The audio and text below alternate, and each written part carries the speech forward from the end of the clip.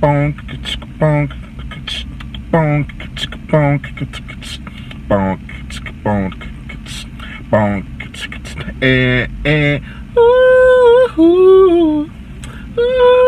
ooh, like a ooh, ooh,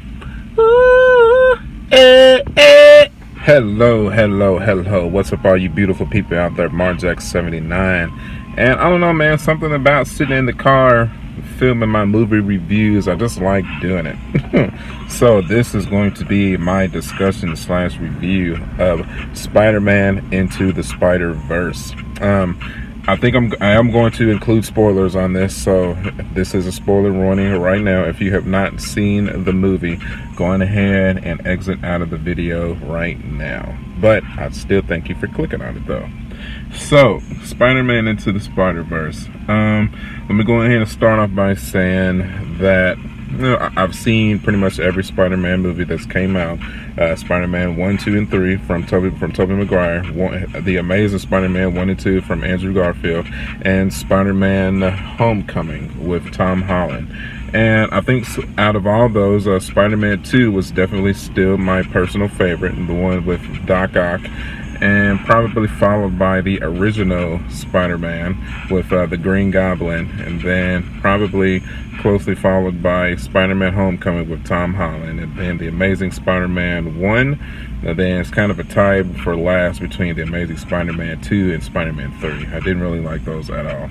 So, with that being said, I think Spider-Man Into the Spider-Verse definitely falls onto that line where it's kind of teetering with Spider-Man 2 to be my favorite Spider-Man movie of all time. Yeah, that's right, man. This was an excellent movie. Absolutely stellar.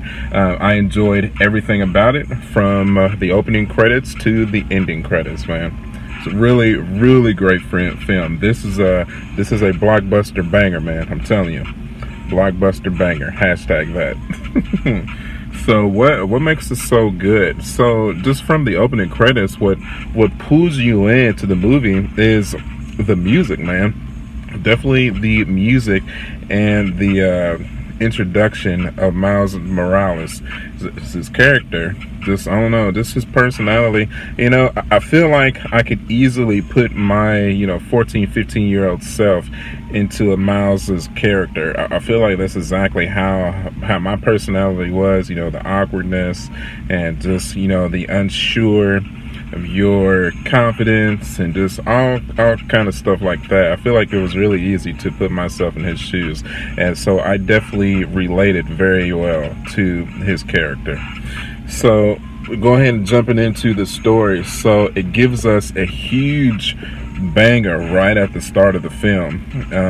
So getting through all the origin and him getting bit by the spider and all that, again, this is huge spoiler, man. So Peter Parker gets killed, like I would say within the first 20 minutes of the film. Yeah. So, and then of course, like when he gets killed, you kind of think it's like, nah, they wouldn't kill him off like that. Maybe he's just knocked out. But like the very next scene or whatever, nah, they have his funeral going on. They have the Stan Lee cameo, which was absolutely wonderful. By the way, I kind of got choked up a little bit myself just seeing Stan Lee on screen, just giving his his thoughts about Spider-Man, and how anyone can put on the mask, but it takes a special person to be able to utilize what the mask stands for, somewhere along those lines. So that was definitely a very special cameo tidbit for Stan Lee, because we all know that he just recently passed away. So yeah, and then that leads into the main arc of the story, where the Kingpin and the Green Goblin and Dr. Octopus, spoiler alert there too. So it turns out that Lib is Dr. Octopus in this universe, and they have joined together to create this multiverse thing to help bring Kingpin's family back to life, who had recently just gotten killed. So of course they succeed, and but instead of succeeding in bringing Kingpin's family back, the original Spider-Man's DNA gets mixed in the formula or whatever, and that's how the six spiders gets brought into the universe. So the funny and this is where the comedy comes in, because because the Spider-Man from like Miles' universe was like pretty much perfect. He was married to MJ, and he had a good job, and he was just revered everywhere. Everyone loved him. But then you get the next universe of Spider-Man, and like he's lazy, he's gained a whole bunch of weight, like him and MJ have broken up, and he's just falling on hard times. So it's kind of like a comeback kid story at the same time as an origin story between Peter Parker and Miles Morales, with and then the main side characters is of course Gwen Stacy, Peter Parker, Spider-Man Noir, the Peter Porker in the Japanese anime Spider-Man. I can't think of her name though. But and then the good thing about those characters is that I feel like they all offer their own particular importance to the film as well. Like the Japanese anime Spider-Man was the tech girl. The Peter Porker was the comic relief, of course. The Peter Parker from the other universe, this fat and lazy, kind of transforms into that sensei role, and then the Gwen Stacy, of course, plays the love interest a little bit, but not really though. It's more of a close friend than anything else. But I feel like they all played their roles really, really well, and there definitely wasn't a character in the movie that I didn't like. So I always say that a good superhero movie is defined by how good the villain is, and of course Kingpin does not disappoint. Green Goblin is only in the beginning, so it's really a combination between Dr. Octopus, which is Lib, and the Kingpin. So I think if I had to choose between the two of them, I think Kingpin is definitely my favorite villain out of the movie. It's kind of like the same. He kind of has a similar backstory to how it was in the Daredevil Netflix series, if you watch that at all. Except his wife Vanessa and their son Richard, passed away in like a car wreck after they witnessed him in a fight with Spider-Man. So I guess he feels responsible for that, of course. Now he's trying to rectify it by bringing them, or a different version of them, back to their dimension, utilizing the multiverse machine. So I think the overall story of Miles getting his powers, and then figuring out his motivation, and then the tragedy that hits him from another huge spoiler here, the Prowler villain character in the movie as well ends up being his own Uncle Aaron, which is introduced at the beginning of the film as well. So which they, of course, they had a really close bond. That I think the movie wanted to show us that he was closer with Uncle Aaron than he was with his own dad. And then of course Uncle Aaron ends up being a major villain in the movie. But I feel like they kind of brought the Prowler back to the good side before he was killed by Kingpin, though, because him and Miles were unknowingly fighting each other. Well, Miles had already known or figured out that it was him, but probably didn't figure out that the spider kid that he was fighting was Miles until he took off his mask when he was about to kill him. And I think it was a good tidbit for him to stop and put his mask back on, and still even though he had to die. I mean, I understand that, for them to give Miles the motivation to be a good Spider-Man. But that was definitely a powerful scene, and it was needed, because I feel like unfortunately every good superhero movie needs that tragic scene to give the superhero motivation to do what they need to do to save the world.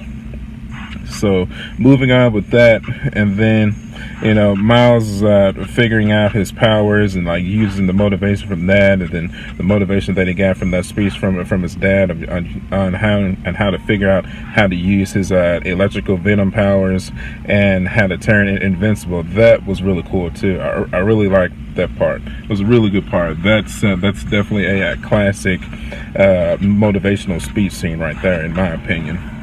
So, and then they get to kind of the end game where he gets back with Aunt May, and he gets his outfit, and he has like a first swing as he's like really realized his powers, and that part's awesome too. That's your classic epic Spider-Man just swinging through the city and not being afraid to just leap off of 10-story buildings and just swinging and having super agility, and it's just awesome. Everything was great.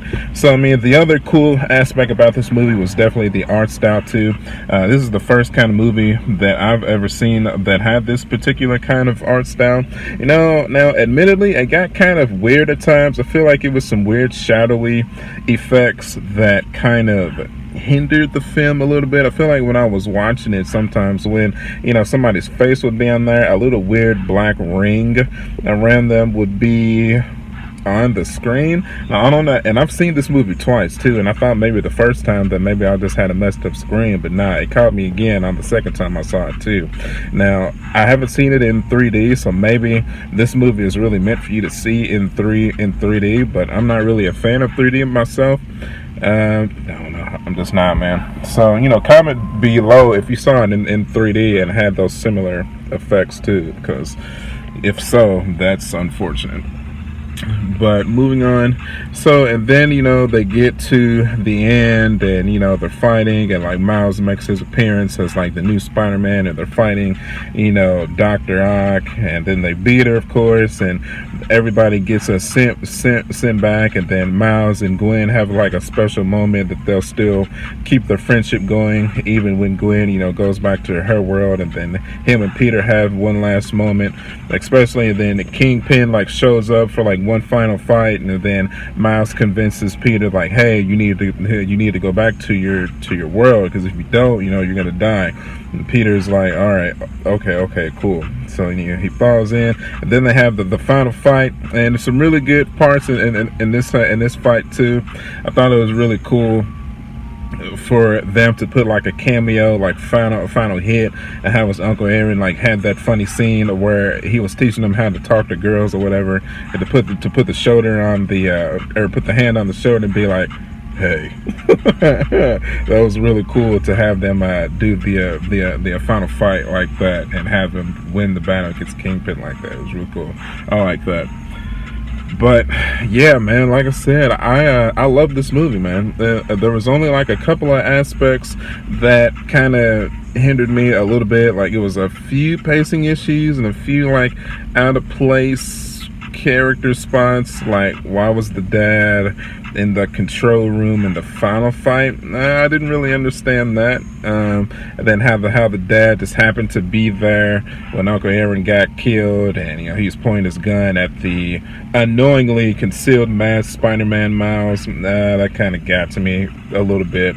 But that's just nitpicking, I think, because you need stuff like that to keep the flow of the film going. I mean, I get it, but it's like, yeah, a little too coincidental sometimes. So, but yeah, man. But other than that, I love the film, man. It was really good. If I had to give it a score, I would definitely go like a 9.2 out of 10. I loved it, man. Such a good film. Now, like I said, now that I've been thinking about it here and talking about it, I don't think I'm quite ready to put it above Spider-Man 2 yet. I think that's the pinnacle, and I still say that the fight between Spider-Man and Doc Ock on the train is still the best Spider-Man fight on film of all time. That has yet to be topped out of anything Spider-Man related on cinema that I've seen. But like I said, if I had to put it in a ranking, I would definitely put it second to Spider-Man 2, with everything else falling behind it. So that's a pretty bold statement, But I'm confident in sticking with it, to be truthful, man. It's definitely time to bring the character of Miles Morales to the MCU as well. I don't know what Marvel's got planned for the rest of the Spider-Man Homecoming movies, but it's definitely, they need to figure out a way to have a collaboration movie, and maybe Spider-Man Homecoming 3 with Peter, and introducing the Miles Morales character for sure. Because I don't think it would hinder or hurt the franchise in any way possible. I don't think it would do anything but just help it. So, all right, man. So yeah, I think that's gonna wrap it up for me talking about this movie. Obviously, I loved it, and if you loved it too, hit that like button for me. Or if you didn't like it, hit that like button anyways. And let's talk about why. Comment below if you loved the movie. Tell me why you loved it, and if you didn't like it, comment below why you didn't like it. But personally, so it was definitely one of my favorite movies of 2018. So, all right, man. So, as always, if you want to see more Spider-Man content from me, or just want to follow the channel and see what everything that I am doing, you can follow me at youtube.com/marjack79. Please hit that subscribe button. We are an ever-growing channel. Yeah, man. I do everything pretty much. I don't even like trying to say what I do on my channel, because anybody that follows my channel knows that I do kind of a combination of everything, from like anime to video games to movies to traveling. It's pretty much like a YouTube channel of my life and everything that I'm particularly interested in, which is mostly nerd stuff, but hey, it is what it is. So I'm also on Twitter, Instagram, and Facebook. You follow me at marjack79. And I think we will wrap it up here, people. So until then, thank you for watching, and I will see you guys on the next one. I'll catch you later. Bye.